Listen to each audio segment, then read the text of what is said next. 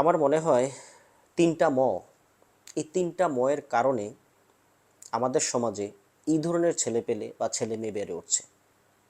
তার মধ্যে প্রথম হচ্ছে মোবাইল, বা আমরাকে যেটা ডিভাইস বলি, মোবাইল আসক্তি বা ডিভাইস এটার প্রসার, বা যে কোনো বয়সে সেটা হাতে চলে যাওয়া। দুই হচ্ছে মেয়ে, এটা একটা ছেলের ক্ষেত্রে মেয়ে, একটা মেয়ের ক্ষেত্রে ছেলে হতে পারে, আমি মেয়েই বললাম। তিন হচ্ছে মাদক বা মদ। এই তিনটা যখন কারোর সাথে ঘটে তখন সে আর ব্যালেন্সড থাকে না। একটা পরিবারের জন্য সে তখন বিষ ফোড়া হয়ে যায়। পরিবারটা যে কোনোভাবেই চায় সেই ফোড়াটাকে নিরাময় করতে, কিন্তু যখনই নিরাময় করা সম্ভব হয় না তখনই সেই পরিবারটি সিদ্ধান্ত নেয় সেই ফোড়াটিকে একেবারে অপারেশন করে কেটে ফেলতে।